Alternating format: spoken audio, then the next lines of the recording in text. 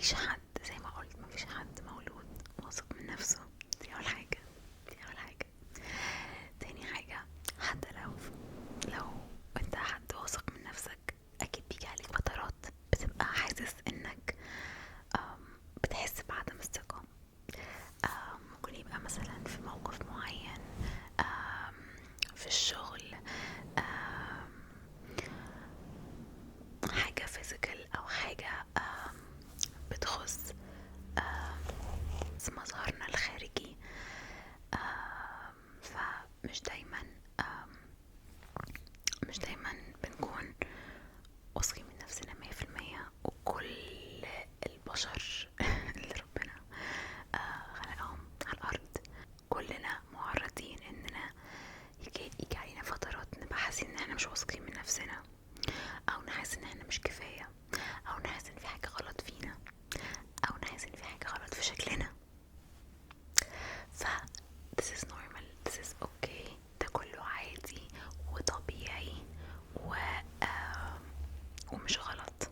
اوكي، لو احنا مش عارفين ده، صعب ان احنا نوصل للبوينت بتاعت الثقة بالنفس. لازم نبقى عارفين ان هي حاجة عادية جدا، ان البشر كلهم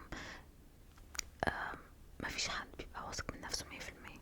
اوكي، طبعا الكمال لله وحده، واحنا بشر، وفي الاول وفي الاخر احنا بني ادمين ضعاف. الانسان ضعيف، قصدي ضعيف كأنه في بمشاعرنا واحاسيسنا بتخلينا احيانا ضعاف. وطبعا في عوامل خارجية بتأثر علينا وعلى ثقتنا بنفسنا. ف ده توبيك عزيز على قلبي جدا، لان انا يعني حصلت لي حاجات كتير في حياتي، او عديت بمواقف من وانا صغيرة، بالذات وانا في المدرسة. عديت بفترات يعني ما كنتش واثقة من نفسي، كانت ثقتي بنفسي مهزوزة. بس طبعا ده كان ساعتها في منه يعني كانت نسبة كبيرة ان انا كنت لسه برضه صغيرة. وفي السن بقى مرحلة اللي هي عارفين المرحلة اللي هو بيبقى كده شكلنا موحش. اظن كلنا عارفين الفترة دي، اللي هو سن البلوغ، اللي هو في الاول بنبقى كده لسه بقى فيه يعني اجسامنا بتتغير وهرمونز وبتاع. فالفترة دي معروفة في اي تين ايجر انه بيبقى دايما عنده احساس عدم الثقة. عندي مشكلة مع وزني من وانا صغيرة، كنت دايما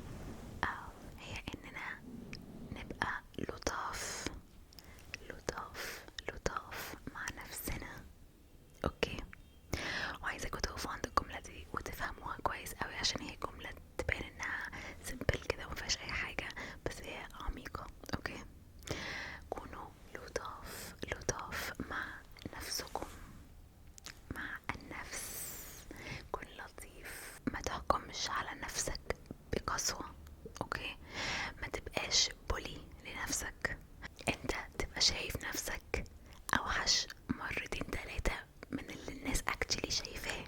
اوكي، فاحنا بنبقى very harsh on ourselves، او بنبقى قاسيين جدا في حكمنا على نفسنا. فحطوها كده يعني حاجة في دماغكم دايما تفتكروها اول لما تحسوا انكم بدأتوا، اول لما تبدأوا تحسوا ان الثقة بالنفس بدأت تتهز او تقل في اي موقف. افتكروا النقطة دي، ان كده كده انت او انتي شايفين نفسكم اوحش مرتين 3 من الناس، من من ازاي الناس شايفاكوا. اوكي، فدايما بيبقى اكتر حد قاسي على نفسه، اكتر حد قاسي على النفس هي النفس نفسها. اوكي، والنقطة دي هتاخدنا للنقطة اللي جاية، واللي هي قولوا كلام دلع لنفسكم. اوكي افهموني الاول عشان ما تفتكروش اللي هو انا بقول كلام اي هبل، بس بجد. يعني مثلا صحينا الصبح من النوم شفنا نفسنا في المراية، الحلاوة دي بهزار حتى، انه دايما قولوا كلام طيب، كلام حلو على نفسكم لنفسكم. اوكي، احنا مش مستنيين حد يقول لنا كلام حلو، احنا اللي بنقول لنفسنا كلام حلو. والنفس لما بتبقى شايفة نفسها حلوة انتوا بتطلعوا قدام الناس احلى مليون الف مرة، وبيبقى شكلكوا احلى مليون الف مرة لما تكونوا انتوا شايفين نفسكوا حلوين وبتدلعوا نفسكوا. واي نعم في خط رفيع، خط رفيع ما بين اننا نبقى واثقين من نفسنا واننا نبقى شايفين نفسنا. اوكي، في فرق ان الشخص اللي واثق من نفسه مش هيعوز انه يثبت للعالم انه واثق من نفسه، هو اوريدي واثق من نفسه. الثقة بالنفس بتيجي من السلام الداخلي، السلام الداخلي. وعشان نوصل للسلام الداخلي ده مع نفسنا لازم ندلع نفسنا، ندلع نفسنا. اياكوا تقولوا كلام وحش على نفسكوا حتى لو بهزار. اوكي، احنا مش بنهزر بالطريقة دي. يعني مثلا هديكوا example، let's say احنا في الجامعة، اوكي، ودخلنا حمام الجامعة بنشوف شكلنا عامل ازاي في المراية، ومثلا حد من صحابنا معانا، فنبص على نفسنا كده ونقعد مثلا نعيب في نفسنا قدام الناس، اللي هو اف انا شعري وحش قوي كده ليه النهارده، اف انا بشرتي عامله كده ليه النهارده، اف انا اسناني مش عارفه ايه. no don't do this. اوكي، ما تعملوش كده. ليه؟ حتى لو ده هزار، وحتى لو دي لمجرد يعني الهزار basically. اوكي، لا، ليه؟ عشان الكلام ده والله بيأثر على نفسنا حتى لو بهزار. مخك دايما بيقفش في الكلام اللي هو السلبي ده على نفسنا وبيصدقه للأسف. بنعود لساننا انه دايما يعيب فينا، ودي مش حاجة لذيذة، مش حاجة حلوة. حتى لو بهزار هتلاقيها بتأثر عليك يعني بطريقة سلبية.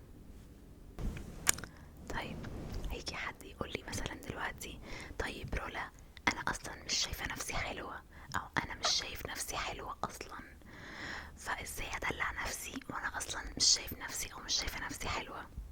هقولك النقطة اللي بعدها، وهي fake it till you make it. الجملة دي اكيد سمعتوها قبل كده كتير، وهي على فكرة حقيقية جدا مش كليشيه. fake it till you make it معناها ايه؟ معناها اصطنعوا، ودي الحالة الوحيدة اللي الاصطناع فيها مباح. اصطنعوا الثقة بالنفس. سهلة، بتعرفوا تمثلوا، يا سلام لو شاطرين في التمثيل هتبقوا جامدين اوي. انا مش شايفة نفسي حلوة يا رولا، ادلع نفسي ازاي؟ fake it. مثلي على نفسك انك شايفة نفسك حلوة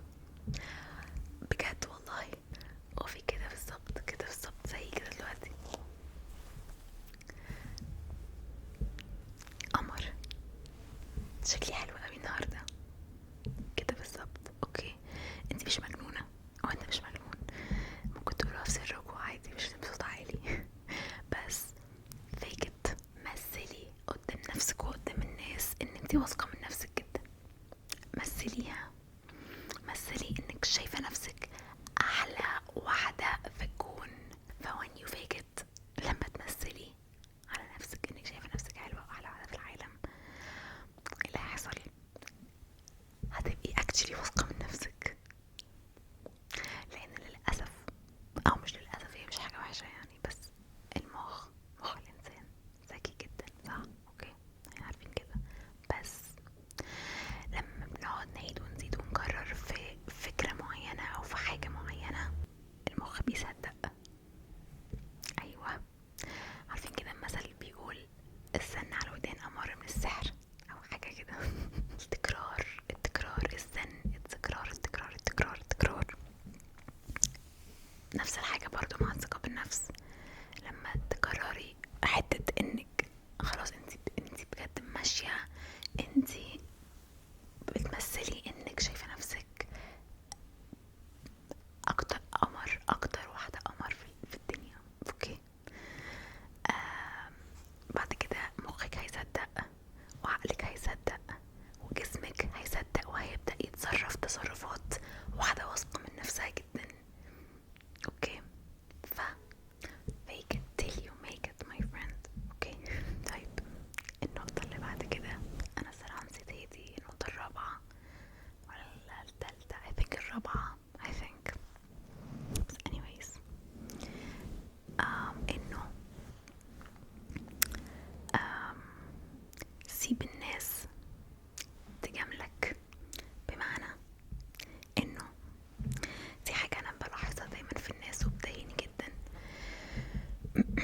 انه مثلا انه اي حد بشوفه مثلا بيقول واحد صاحبه او واحدة صاحبته مثلا انه ايه ده، الله شكلك حلو النهاردة مثلا، بلاقي دايما الرد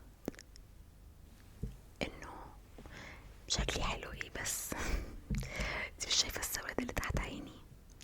او انا اوكي let's say انا شايفاكي انتي قمر النهارده، اوكي، فبقولك بجد شكلك حلو قوي النهارده. فبلاقي الرد دايما بيبقى ايه، بيبقى حاجه في اطار انه دايما برضو بنعيب على نفسنا، او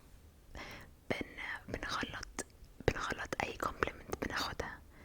يعني اي حاجه كلمه حلوه بتتقال لنا لازم نعكسها في ثانيه، انه انا شكلي حلو يا شيخة، ده انا حتى تخنانة قوي، ده انا حتى طلع لي حبوب في وشي، ده انا مثلا ايه ده، الله شعرك حلو قوي، شعري حلو، ده مقصف جدا، يعني شكرا بس بجد شعري وحش قوي.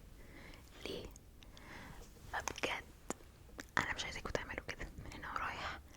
اي حد بيقولك انك شكلك حلو النهارده صدقه، اوكي، صدقيها، صدقي صاحبتك.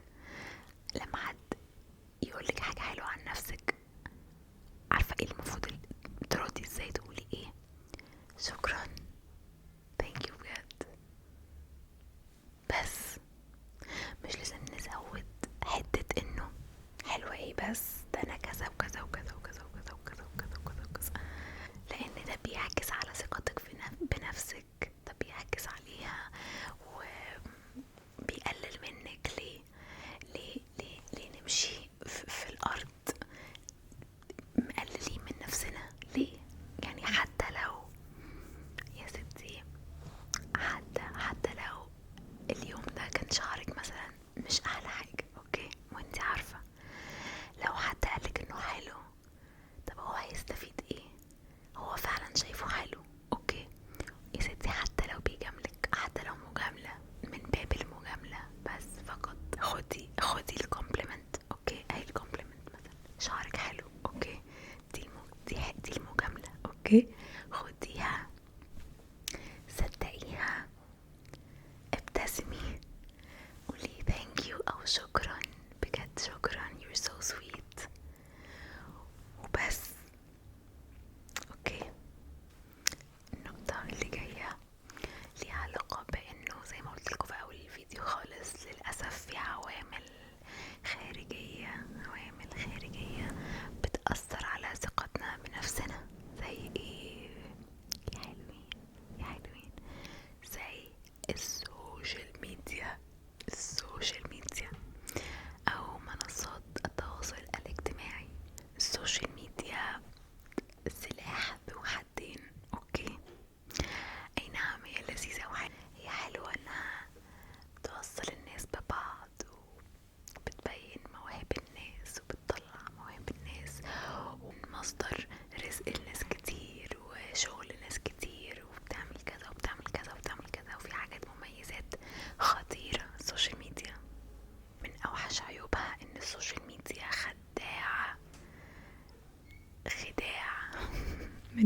بكرة الصبح خداع بس.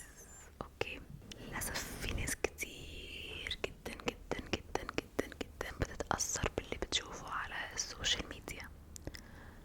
تقريبا كلنا بنتأثر، حتى لو انت فاكر نفسك انك مش بتتأثر فيا معلم انت بتتأثر.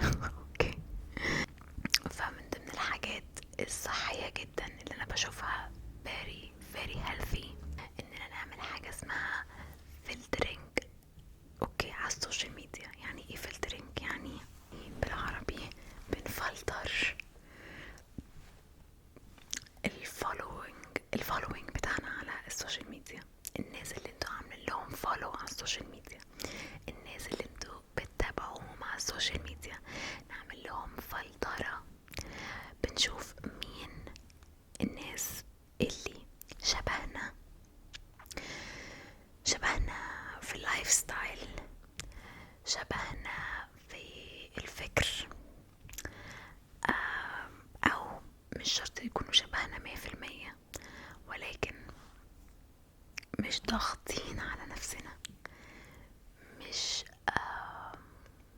مش دايسين على جرح معين، وكل واحد وجرحه. اوكي، عادي جدا. يعني مثلا let's say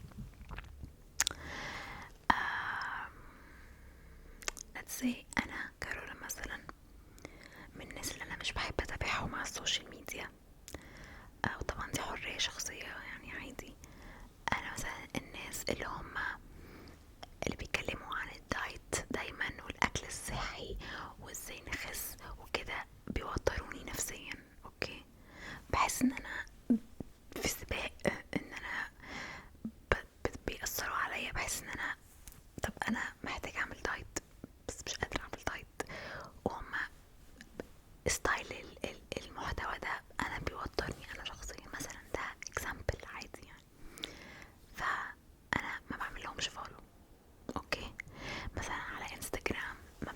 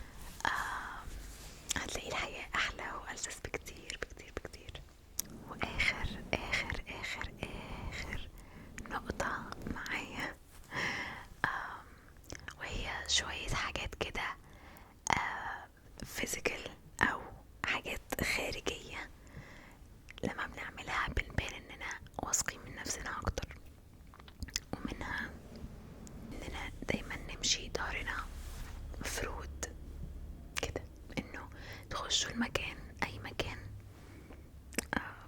ودي حاجة كتير قريتها ولقيت نفسي بعملها بس هي مش مقصودة.